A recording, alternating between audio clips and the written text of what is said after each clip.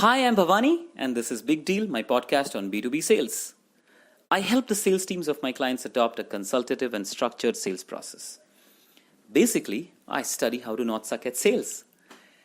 Improving sales productivity has always been the priority of all sales leaders, but in its pursuit, many often search for tricks and hacks that they can implement for an immediate boost. Productivity is about examining every part of the workday, from your morning routines to the level of passion towards work. Productivity in sales can never happen overnight, but with some training and enablement, it can happen fairly quickly as well. For this podcast, I spoke to about 150 odd top performing reps, sales leaders, and some CEOs to ask them what are some of the top bad sales habits that they see in low performing reps. So, here are my top 5 bad sales habits that every sales rep and manager should avoid in 2019. First up, acting like a know-it-all. Many salespeople think that they need to have all the answers. Why? This is a terrible habit to get into. You'll alienate your coworkers, and you might even give misinformation to your customers. When you don't know an answer, own up to it and say, hey, that's a great question. I don't have an answer for you at the moment, but I'll get back to you as soon as I can. Asking your coworkers for help and advice is a great way to build rapport, and you'll learn 10 times faster than you would on your own. Second on my list is saying yes to everything and selling to everyone. And this can be so exhausting. I know it's tough because in sales we like to please people.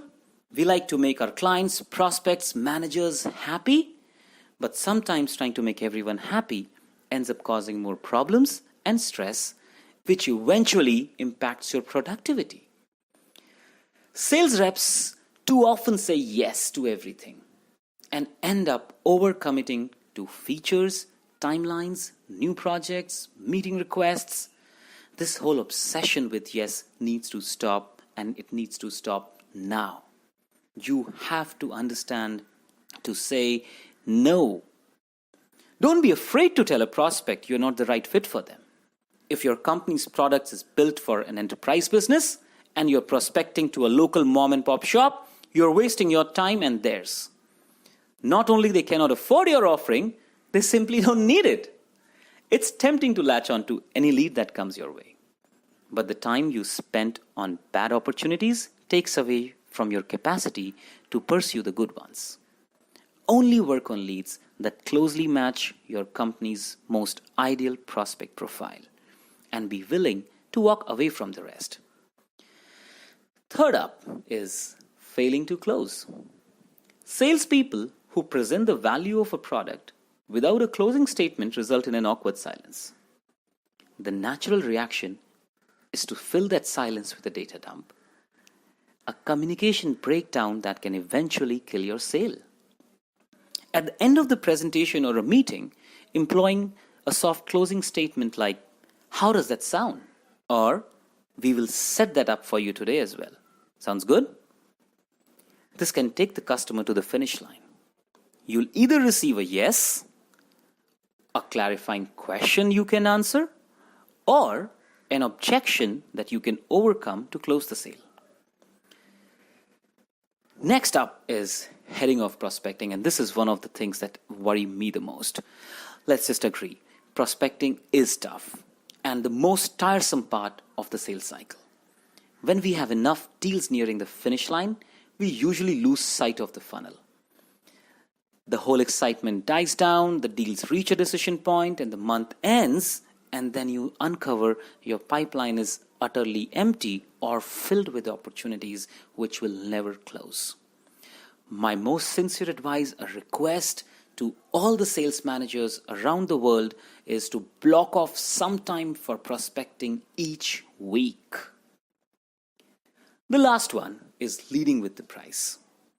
Once the price is established, it has to overcome with value. This can often be difficult because customers may have already been turned off by the cost. Always lead with value. Using knowledge of your customer's specific needs, you got to build a fountain of benefits that will easily tower over the cost you present later. But to do this, you need to understand perfectly well what are some of the top business objectives that they need to achieve.